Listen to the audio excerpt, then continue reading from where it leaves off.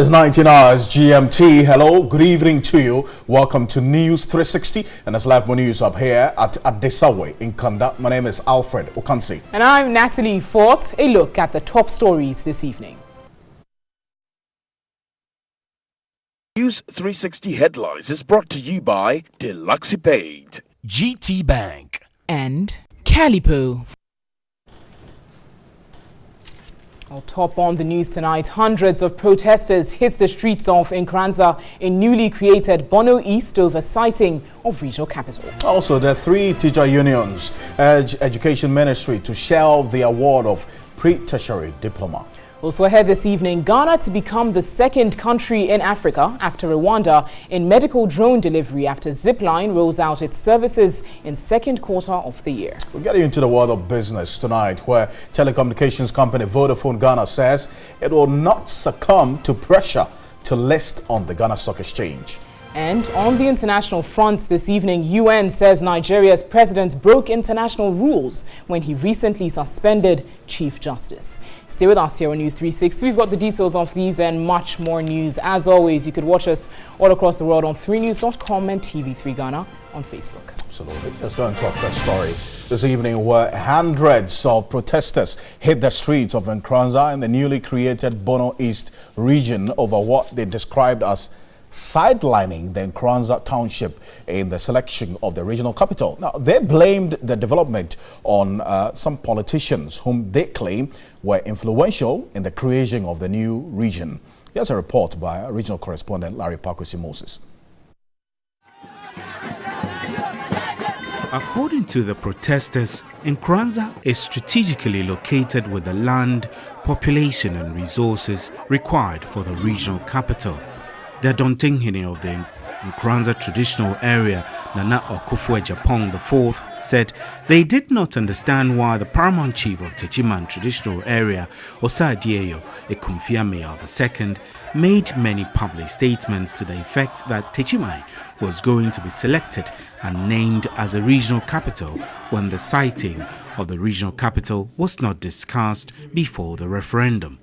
14 paramountcy signed a petition for the creation of Bono East region. Although all the paramountcies are traditional equal, Nkranza paramountcy is the biggest in terms of population, polling stations and land size. They expressed disappointment over the way the Nkranza Traditional Council was sidelined from participating in meetings pertaining to the creation of the new region, blaming the development on some politicians. They are of the view a former Minister of State, Professor Christopher Amiao Ekumfi, the Deputy Minister for Regional Reorganization and Development, Martin Ej Mensah Kosa, who are indigenes of Techiman, orchestrated the marginalization of Nkranza from being made the Bono East regional capital. The traditional has already been sidelined from the race by Honorable Minister of Regional Reorganization and Development and his deputy. It's being orchestrated by people well connected to the Bono East creation. President Akufo-Addo is expected to issue a constitutional instrument to give effect to the creation of the regions and the capitals from Tuesday, February 12th. The capitals of the newly created regions are also to be named from that day. That's the situation as it looks like in the Bono region. And so let's have a clear picture of what the situation is holistically, Natalie. So what do we have there? Absolutely, Alfred. Here we have a map of Ghana to clearly outline the suggested regions. Now, you must keep in mind that these are merely suggested regions and regional capitals, and none of these capitals have yet been confirmed. But these protesters were demonstrating having explained that they got wind of the fact that Techiman will be the capital as opposed to Nkranza. So these are the capitals and the suggested capitals of these newly created regions. We have the Northeast region, where Nalerigu and Wale Wale are the proposed or the suggested regional capitals. In the Savannah region, there's Damango, Bole and Salaga as the suggested regional capitals, while the Ahafo region has Goso, Mem, Duayao, Nkwanta, Bechem, Widiem and Kenyase as the suggested capitals. And the Bono East region, there's Techiman, Atebu, and Nkranza as the suggested capitals of that region, while the Western North region has Bibiani, Seshwi, Wioso, Seshwi, Bekwai as the suggested capitals, and the Oti region has Jasikan, Kejebi, and Ketekrache as the suggested capitals. And once again, the main point here is that none of these capitals have been confirmed. They are just getting wind of the fact that in Nkranza, Techiman will be made the capital as opposed to in Nkranza, but they're still yet to be confirmed. Alfred? Certainly, and as the days go by, I'm sure we'll get to know that official announcement. The Information Minister, Kojo Ponkrumah, has already been speaking about this.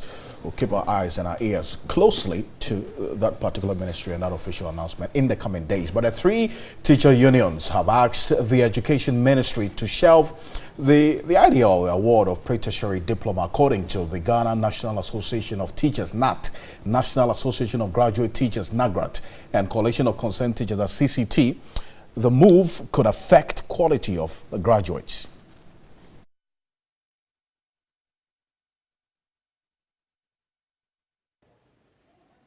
According to the National Association of Graduate Teachers, NAGRAT, the Education Ministry has entered into a partnership with an international body called Education Commission Outcomes, EOC, on the pre-tertiary diploma certification.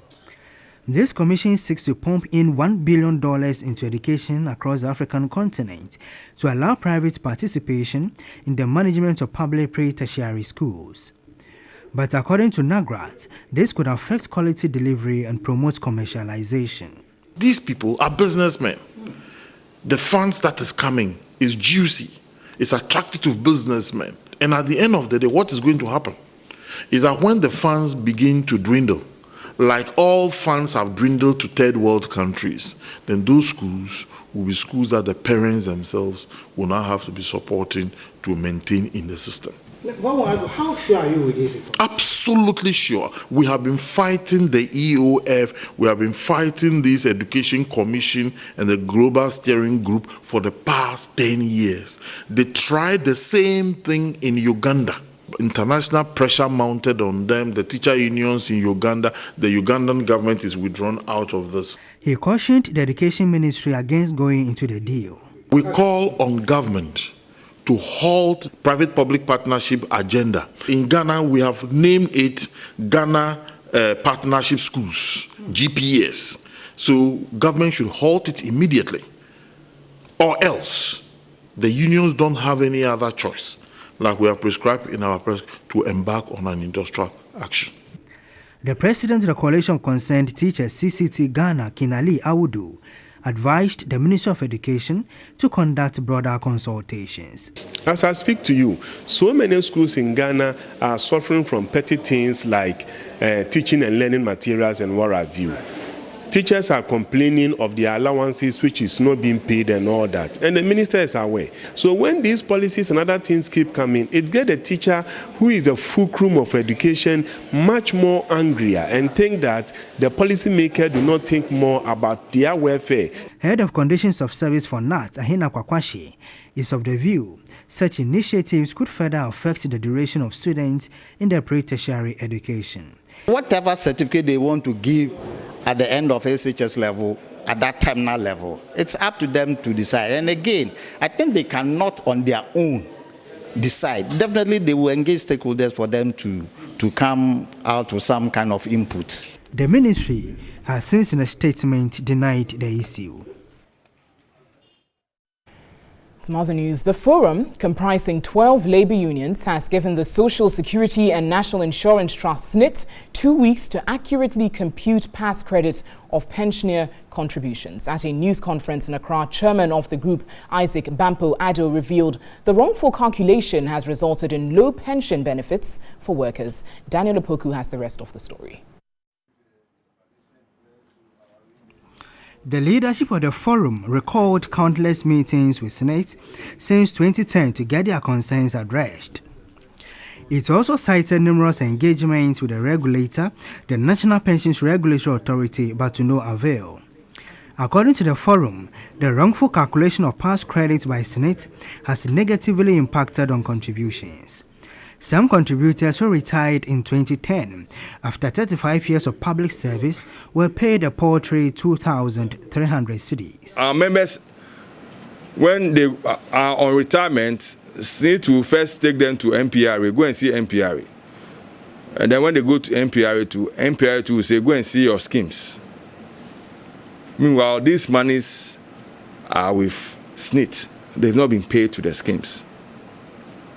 Some of our members are receiving lump sum as low as 2,300 Ghana cedis for over 35 years of service to Mother Ghana.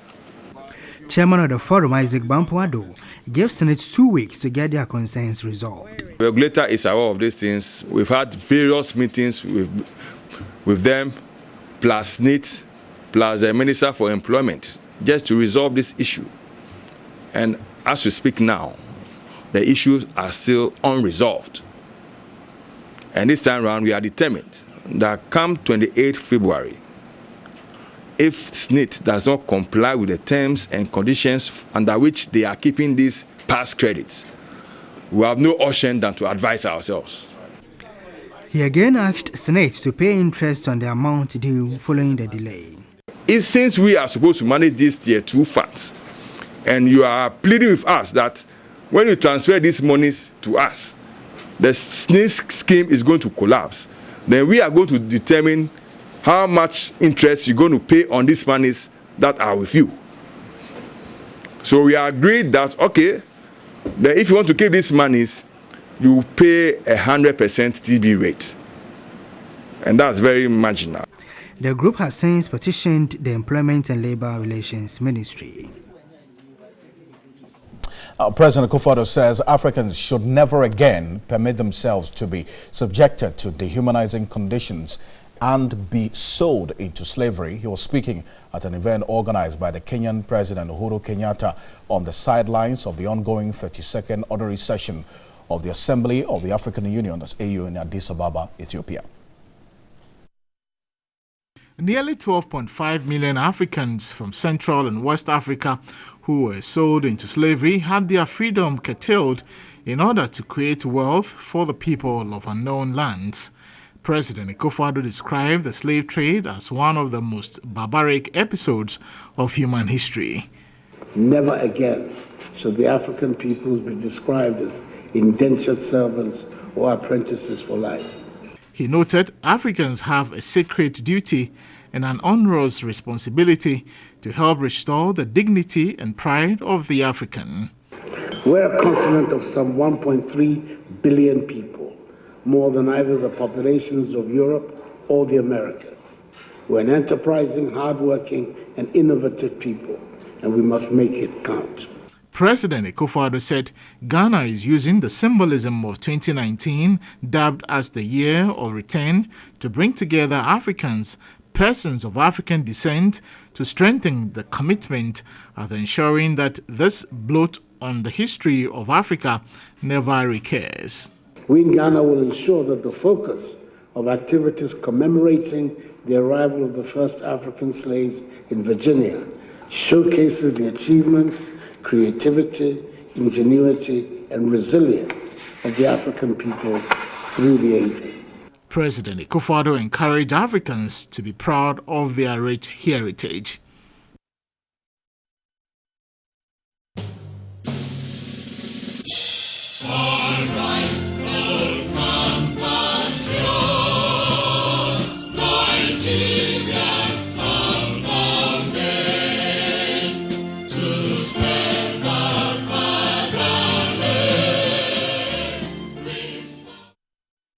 Now, ahead of elections in Nigeria, international relations expert Dr. Vladimir Danso has admonished the government of Ghana to be concerned about threats to the security of Nigeria ahead of its crucial elections this weekend.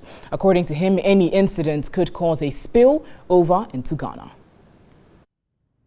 Nigeria's 84 million voters will go to the polls this weekend to give their verdict on Muhammadu Buhari. Nigeria celebrated Buhari's election in 2015 as not only a resounding rejection of Goodluck Jonathan, but also the first democratic transition since the return of civilian rule in 1999. Unfortunately, after 4 years, the economic improvement expected and his pledge to curb rampant corruption have been applied to political opponents. Insecurity remains a pressing issue, notably Boko Haram. International relations expert Dr. Vladimir Enchidanso is urging them to resort to the right channels to address grievances to avert any electoral violence. Nigerian elections are always a source of concern. Nigerian politics is more on enclaves, it's horizontal, never vertical, running from the top to the down, and therefore you have pockets of people who count themselves as the mafias in Nigerian politics. On and on and on, you have former heads of state also bringing in their mouth into the Nigerian politics, making it more murky. The presidential election has seen more mudslinging than serious debate. Vote rigging and violence are the immediate concerns. Vladimir Chidanso says Ghana must be concerned about what happens in Nigeria. So we are very much worried about what will happen in the post-election kind of situation. Nigeria elections, like all elections in the world today, like we have seen, have never been clean. And if this one doesn't go clean, Ghana should be worried, because if anything untoward happens in Nigeria, Ghana is the destination, no other place. Many of them since Jonathan's time and earlier even, have had to come to Ghana and buy estates, land acquisition and whatnot and whatnot. The Nigerians are here in their numbers already, including their own big politicians. A country with its median age of 18 faces what many say is a choice between two political veterans. 73 presidential candidates will be on the ballot as Nigerians go to the polls to choose who will lead the country for the next 4 years. The tall list of candidates is as a result of a 2018 reform which lowered the age limit for presidential candidates to 35 from 40. The only serious rival to President Muhammadu Buhari and his All Progressives Congress Party is the business tycoon and former Vice President Atiku Abubakar of the People's Democratic Party.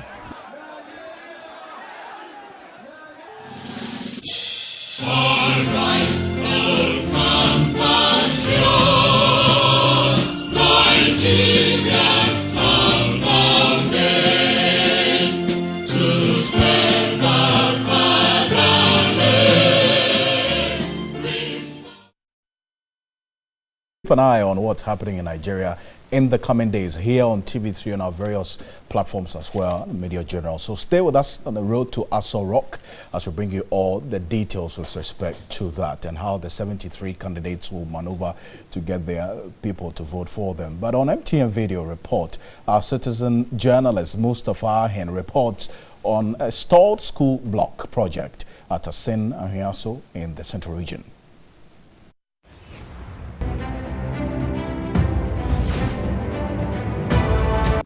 This is the structure of Asin Ahiaso JHS in the Asin North Municipality in Central Region. This building was demolished way back closer to 2 years ago because of the nature of the school. They tried to put up a new building, so they contacted the DC of the area so that the town can also use their labor to mold the blocks and they use communal labor to put up the new building. So this is the structure of the new building that, with the help of the SEMA and then the DC, they were able to put up. And up to now, this is the state of the building closer to 2 years. So we are appealing to the government if they can help us to get a new structure or new GHS for our children. I am Mustafa Ahin, reporting from Asin Ahiaso in the Asin North Municipality in the Central Region. You can also send your video report. WhatsApp number 055-1433-044. Let's now take a look at the weather forecast for this evening through till tomorrow morning.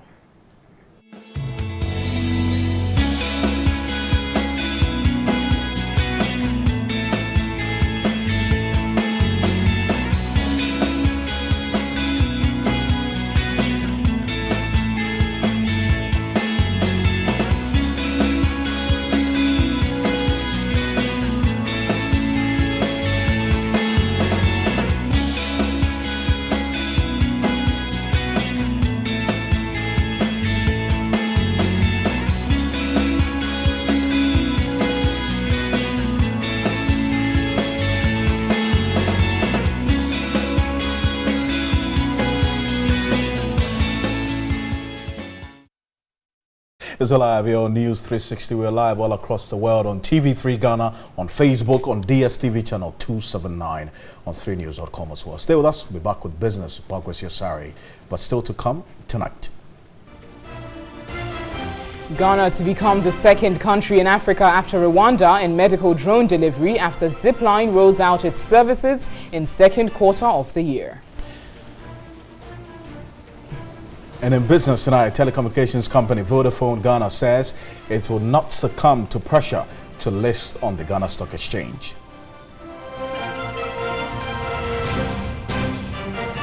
On the foreign front, UN says Nigeria's president broke international rules when he recently suspended Chief Justice. Stay with us. We're back shortly.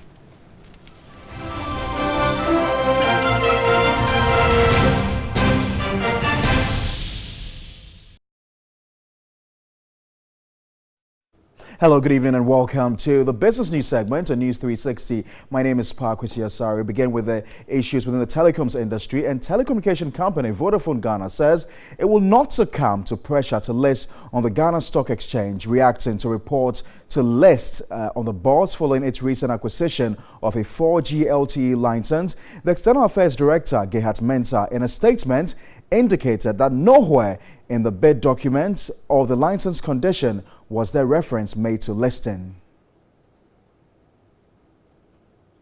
The External Affairs Director, Gerhard Mensah, in a statement admitted the bidding process for the 4G LTE license required successful companies to ensure 25% Ghanaian ownership of the operations, without spelling out the listing on the Ghana Stock Exchange, of which the company has satisfied since government owns 30% of it.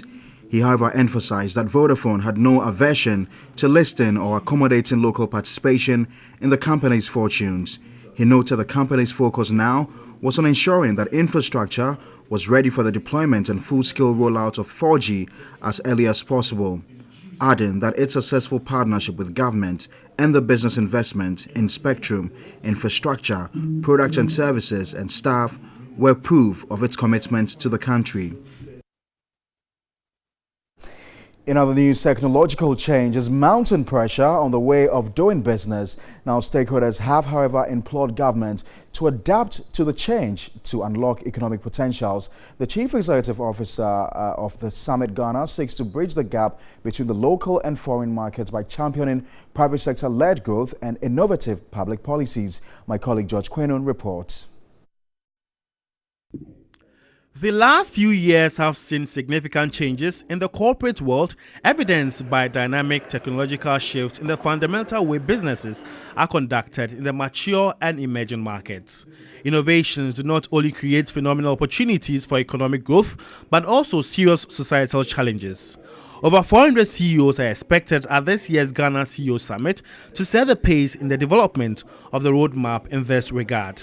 CEO of Ghana Investment Promotion Center, Yofi Grant, hinted the summit will set the tone for the Ghana Beyond Aid agenda. It's clear that we are looking at a new economic orientation of Ghana and a departure from the age-old basis on which we exported our raw materials and resources and participated in the lower ends of the value chains of the economy of our resources. And now we are looking to transform that into moving further up the value chain of our resources through industrialization, value addition and production and productivity. According to the CEO of Chief Executive Network Ghana Limited, Ernest de Graft Ejiri, many businesses are embroiled in long and costly transformation plans which often only partially achieve their objectives. Kojo Choi is CEO of PaySwitch. We've always been welcoming and inviting the world to come, but it's about time that we go out. And technology is what enables us to go out. 90% of the foreign cards, I'm talking about Visa card, MasterCards, China UnionPay card, American Express cards, but 90% of them are still processed outside Ghana. Think about it. Are we losing something? What do you think we are losing? Transaction fees? Oh yes, we are losing to foreigners. But more importantly, as Julian said, data. The fourth Ghana CEO Summit, which is slated for May 20 and 21, is on the theme, the futuristic economy, technology-driven future of business and governance for economic transformation.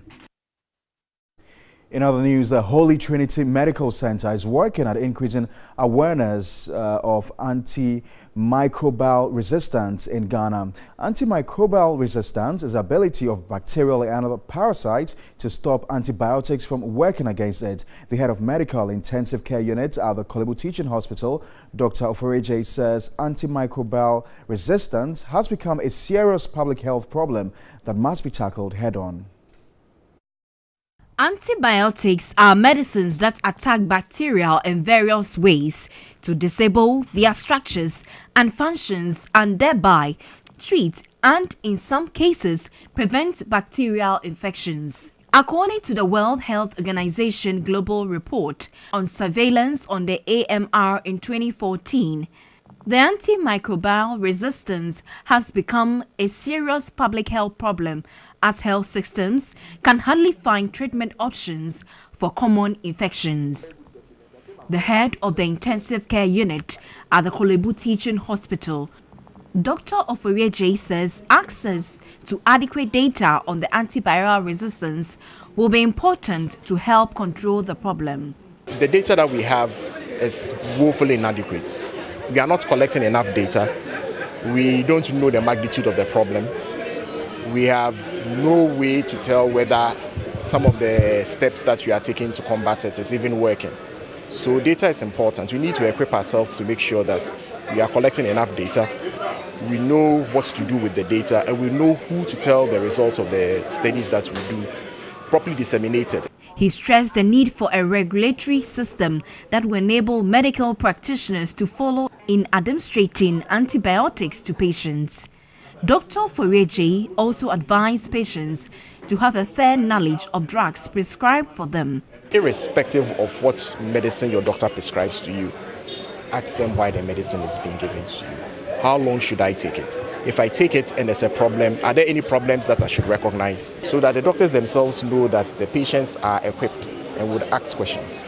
And then that way, the temptation to prescribe drugs that patients do not need will be minimized. The Holy Trinity Medical Center usually holds such meetings aimed at enhancing healthcare service delivery in Ghana. Chief Executive Officer of the center emphasized the need for a public-private partnership for an effective health service delivery in the country. If we want to think of an efficient health service delivery, there should be a good public-private partnership. It has a strong foundation to solving most of their problems, including what we traditionally call even the Nobel syndrome. Its solution really lies in a good relation between the public and private sector. The Holy Trinity Medical Center seeks to ensure medicines are used to improve the quality of life of patients. Well, that's all for the business news segment on NEWS360. Thanks very much for watching. For more business news stories, do log on to our website, www.3news.com. My name is Parkwesi Asari. Over to you, Alfred. Thank you, Parkwesi Business. Now, let's go to Rwanda, because Ghana will become the second country in Africa after Rwanda to apply non-human-centered machines in healthcare delivery. When Delay was with the team of Ghanaian journalists in Rwanda to assess how Zipline is using drones to promote healthcare. I'm currently at Zipline Muhanga, which is one of the two main distribution centers in Rwanda. And at this center, 18,000 units of blood have been supplied to one part of Rwanda. According to officials, this model has helped improve the emergency care delivery system here in Rwanda. Let's go in and let me tell you about how this process is carried through. Hospitals request blood via phone call, email, WhatsApp message or SMS. The fulfillment operators, as they are called, confirm the order received and start preparing the package according to the order specifications and inventory availability. They also inform the flight operators about the priority, emergency or resupply of the order received. The flight operator asks the controller to request takeoff clearance from the traffic control at the Kigali airport. After packing the requested blood units, it is packaged into the system, assigned to the Zip or Zipline drone. Flight operators assign the package to the drone by scanning the QR code on the package and drone body, then loads the package to the zip body and carries the body to the launcher. While the body is on the launcher, the wing and the battery are joined to the body in order to have a complete zip. Flight operators perform pre-flight checks, ask clearance for spinning motors and launching if the controller confirms. The flight operator launches the zip from the operator's box. Zipline 150 in 3, 2, 1. The fulfillment operators provide flight updates, estimated time of arrival, 5 minutes away alert, and package delivery to the ordering facility. Zipline launched operations in Mayunga district, southern Rwanda, in October 2016 as the world's first commercial regular drone delivery service. Rwanda uses the Zip to deliver blood products to 21 transfusion facilities. According to officials of Zipline, hospitals subscribed to Zipline used to take multiple hours to pick up blood at the regional center, but now blood is delivered directly to the facility in less than 30 minutes. The drones currently distribute only blood. However, plans are underway to include basic pharmaceuticals. Zipline Rwanda currently has 22 drones. According to officials, as at April last year, Zipline drones had made over 4,000 deliveries in Rwanda, covering over 300,000 kilometers and delivering over 7,000 units of blood. In Rwanda, the drone is able to deliver blood products in a maximum of 15 minutes to a place it would have taken over 4 hours for a car to reach. The firm introduced a new drone module earlier this year, which has top speed of about 128 kilometers per hour. It is about 12 seconds to run around a track of a standard stadium. Officials say the drone has been equipped with a safety parachute that allows it to land if for any reason it is unable to complete its mission and return to the distribution center. It has 2 motors, 2 propellers, 2 control surfaces. Between 3 to 5 minutes, they should be able to handle the supply. At the health facilities, there are no Zipline staff. The drone drops the delivery at an earmarked point where the hospital chooses. The battery has a GPS system which follows the outbound route and inbound route. Currently, there are 9 Ghanaians undergoing training on the use of the technology at the Mayunga Distribution Center. The team visited the Rahungo Provincial Hospital, which is a 3-hour drive minus traffic. When we arrived, an order had been placed for blood to be delivered, which took about 15 minutes. Before, financially was cost because there is matter of fuel for that car, time consuming. And thirdly, if you have emergency, we couldn't save that person having ground trip to get blood replacement.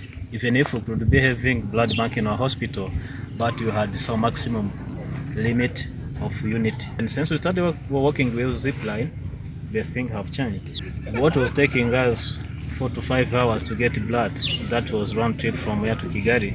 Now it's taking us 12 to 15 minutes. The Mwanga Center has a capacity to handle 150 deliveries a day. We're told that between 20 to 40 deliveries are done in a day. Ghana intends to implement this model. This will help complement Ghana's healthcare delivery system. From Mwanga in Rwanda, Wendilai reporting for TV3 News. Wendilai there. Stay with us here on NEWS360. All right, it's now time for some entertainment and lifestyle news with me, Nana Kwejuado. It's rather a mild and mellow Monday because we lost one legend, Willie Roy. May his soul rest in perfect peace. Now, moving on to the very first story, the body of Ghanaian high life singer Nochi Supremo has finally arrived at the Kotoka International Airport from India, where he died days after undergoing a brain tumor surgery. Emmanuel Ajiman has more.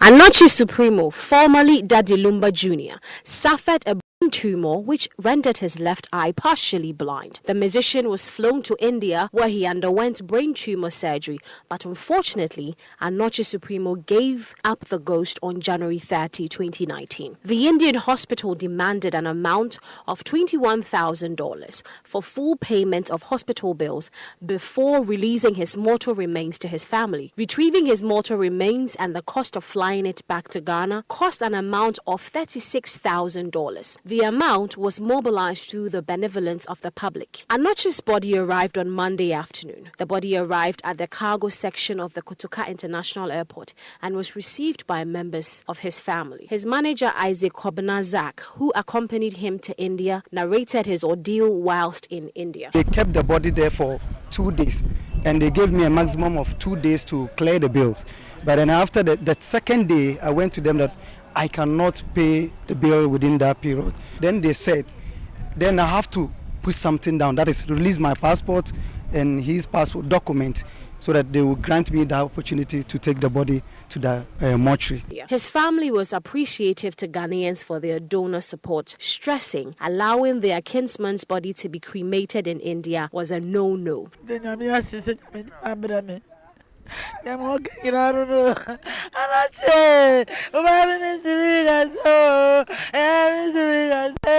Formerly known as Daddy Lumba Jr., the Lumba look-alike later changed his name to Anoche Supremo after his godfather Daddy Lumba filed a lawsuit against him for claiming to be his son and also impersonating him to get gifts from people.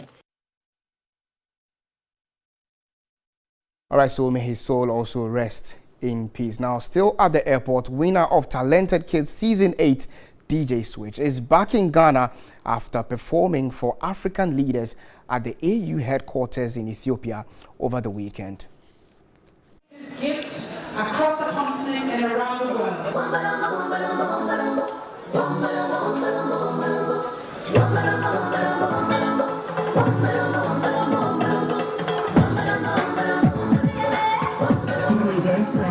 DJ Switch, aged 11, on Sunday thrilled African leaders as she performed on the sidelines of the 32nd Ordinary Session of the Assembly of Heads of State and Government of the African Union in Addis Ababa, Ethiopia.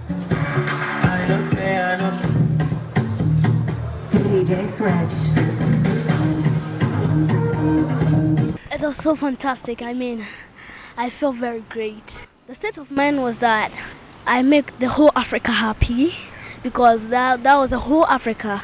We are all come to join, Ethiopians, Nigerians. You know, she had just 3 minutes to excite participants, and the Wonder Kid seized the moment to shine.